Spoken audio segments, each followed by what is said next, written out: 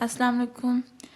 Previous lecture में हमने जो पार्ट 1 है बोहर एटॉमिक मॉडल का, जिसमें हमने डिस्कस किया था बोहर के पोस्टुलेट्स को डिस्कस किया था। ये कहा गया था कि नेक्स्ट लेक्चर में इंशाल्लाह हम देखेंगे इसकी डेरिवेशन की। इसने हाइड्रोजन एटम को यूज़ किया था, उसका रेडियस फाइंड आउट किया था। इलेक्ट्रॉन का न्यूक्लियस से कितना डिस्टेंस है वो रेडियस उसने फाइंड आउट किया था। वो किस तरह से किया था ये हम आज देखते हैं। तो सपोज करते हैं कि इलेक्ट्रॉन पे चार्ज, यहाँ पे ये जो हमने एक हाइड्रोजन एटम उसका बनाया हुआ है, न्यूक्लियस है, न्यूक्लियस के अराउंड शेल्स हैं, इन शेल में क्या है, इलेक्ट्रॉन मूव कर रहा है। अब इस इलेक्ट्रॉन के ऊपर चार्ज सपोज कर देते हैं ई, और यहाँ पे न्यूक्लियस है, न्यूक्लियस में क्या है, प्रोटॉन है। अब हमें पता है कि हाइड्रोजन में एक प्रोटॉन होता है और एक ही इलेक्ट्रॉन होता है। इस प्रोटॉन के ऊपर भी चार्ज हम शो करते हैं ई से, जी साथ लगा रहे हैं जो शो करता है नंबर ऑफ प्रोटॉन्स, कितने प्रोटॉन्स होंगे। यहाँ पे 1 है तो जी हम 1 यहाँ पे लिखेंगे। और हम यूज़ करेंगे हम यहाँ पे कूलम्स लॉ को। कूलम्स लॉ जो कि फ़िज़िक्स में ऑलरेडी फर्स्ट ईयर की फ़िज़िक्स में इसको डिटेल से बताया गया है क्या होता है। तो कूलम्स लॉ के मुताबिक फोर्स डायरेक्टली प्रोपोर्शनल होती है Q1 Q2 over r square.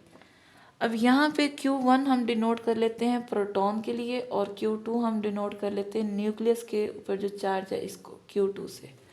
इस इलेक्ट्रॉन का इस न्यूक्लियस तक का जो डिस्टेंस है उसको हम R से डिनोट कर रहे हैं। यही डिस्टेंस, यही रेडियस हमने फाइंड आउट करना है, जो एक्चुअली बोहर्स ने फाइंड आउट किया था। तो उसने किस तरह किया, ये हम पहले उसने यूज़ किया था कॉलम्स लॉ को। अब कॉलम्स लॉ में ये जो प्रोपोर्शनलिटी कांस्टेंट है उसने ख़त्म की थी कांस्टेंट के साथ के Q1 Q2 over R square. अब यहाँ K is equal to Q1 जो है उसको डिनोट किया हुआ है E से, और Q2 को डिनोट किया गया है ZE से, ओवर R स्केयर कर देंगे। तो हमारे पास इक्वेशन क्या बन जाएगी, K ZE square over R square. ये हमारे पास इक्वेशन आई है। अब यहाँ पे ये हमारे पास इक्वेशन में जो के वैल्यू कांस्टेंट उसने यूज़ किया था उसकी कितनी वैल्यू थी, इस के वैल्यू के जो कांस्टेंट था यानी के इज इक्वल टू थी 8 यहाँ पे जो के इक्वल था 1/4 पाई एप्सिलॉन नॉट, ये इसके इक्वल था। अब यही वैल्यू हम इधर पुट करते हैं इसकी, तो हमारे पास ये क्या बन जाएगा, F is equal to 1/4 pi epsilon naught, और नेक्स्ट ये लिख देंगे ZE square over R square. Equation number 1 आ गई है हमारे पास।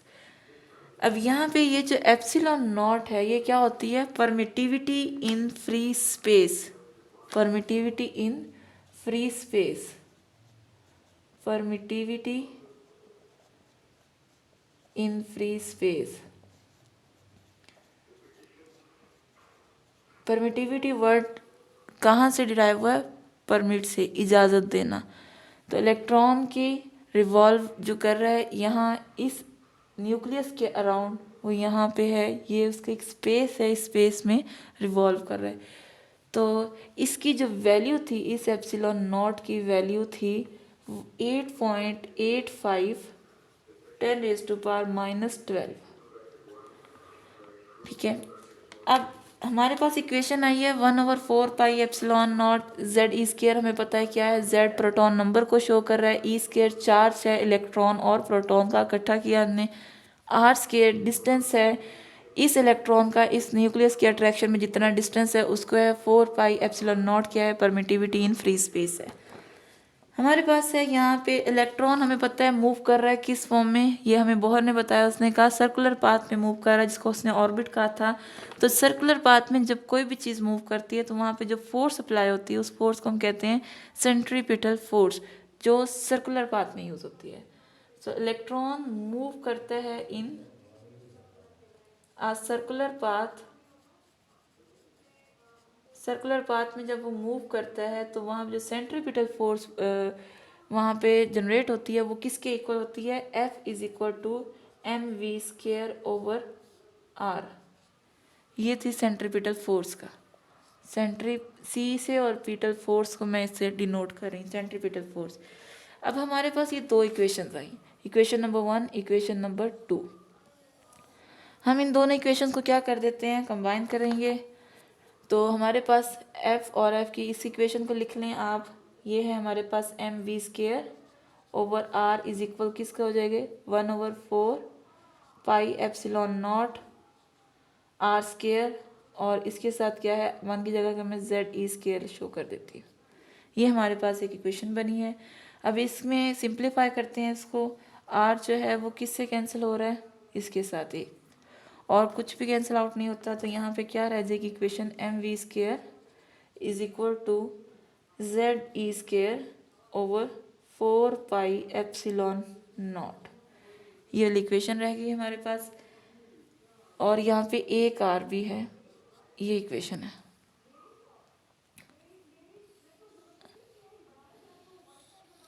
ये इक्वेशन हमारे पास आ गई है।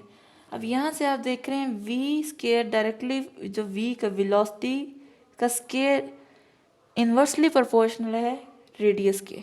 तो यहाँ से क्या रिलेशन निकल रहा है, वी स्केयर इन्वर्सली प्रोपोर्शनल है रेडियस के। तो एंगुलर मोमेंटम, एक वर्ड यूज हुआ था मोमेंटम का भी, जो बोहर ने अपनी थ्योरी में यूज किया था। मोमेंटम स्ट्रेट में होता है तो P is equal to m v, लेकिन जब कोई चीज़, कोई ऑब्जेक्ट सर्कुलर पाथ में मूव करता है तो वहाँ से जो मोमेंटम जनरेट होता है उसको हम एंगुलर मोमेंटम कहते हैं। अब angular momentum L is equal to m v r, वही एम वी आर किसके इक्वल किया था उसने, एंगुलर मोमेंटम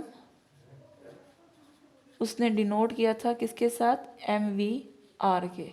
और ये एम वी आर किसके इक्वल होता है, एन एच ओवर 2 पाई, इसके इक्वल होता है।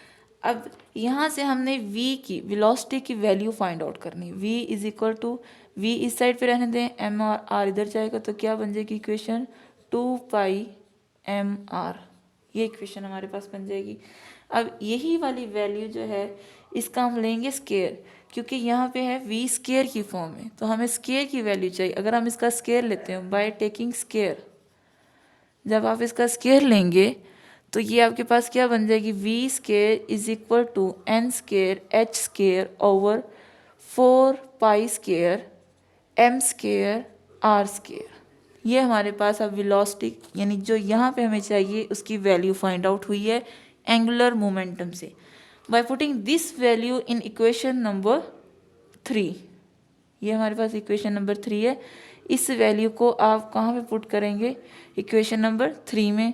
जब आप पुट करते हैं तो हमारे पास क्या बनता है, एन स्केयर, यानी एन स्केयर एच स्केयर और over 4 pi square m square r square is equal to 4 pi square m square is equal to किसके आएगा, जेड ई स्केयर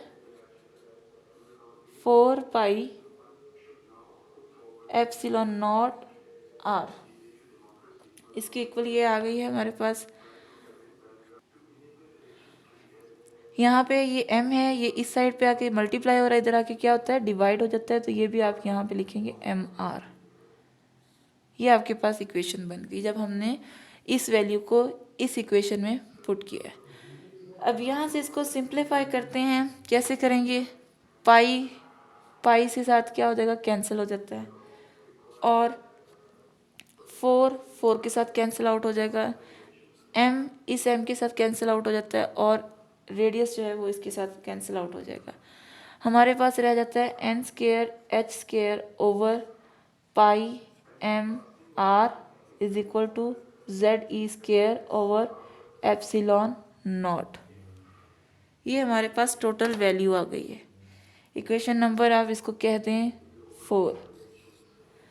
अब इस इक्वेशन में रेडियस को एक साइड पे करें और बाकी इक्वेशन, क्योंकि हमें फाइंड आउट क्या करना है, रेडियस, तो रेडियस इज इक्वल किसके हो जाएगा, n square h square, rearrange करना है आपने यहाँ पे, एप्सिलॉन नॉट ओवर एम आपके पास आ जाएगा lambda Z e square, sorry पाई, लैम्डा नहीं है यहाँ पे, क्या है, पाई स्केयर। हाँ जी, ये आपके पास वैल्यू आ गई है आर की।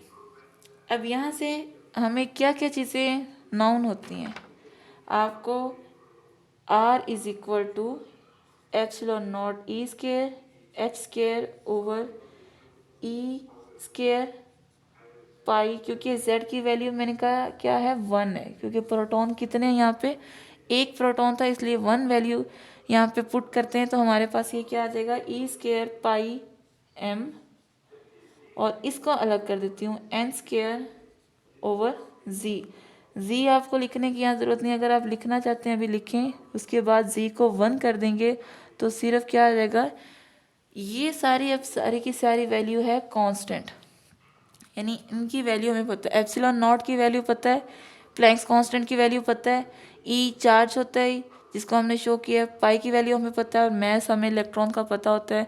हमें पता है अगर हमसे कहा जाता है कि सेकंड शेल में, यानी नंबर ऑफ शेल जो होंगे उसकी सेकंड शेल है, तो यहाँ से जो रिलेशन बनता है वो है आर डायरेक्टली प्रोपोर्शनल है एन स्केयर के, और इस कांस्टेंट की जो वैल्यू आती है 0.529 होती है। तो यहाँ पे जो किस तरह से इसका रिलेशन बन रहा होगा, इसका रिलेशन हम यहाँ से फाइंड आउट कर लेते हैं।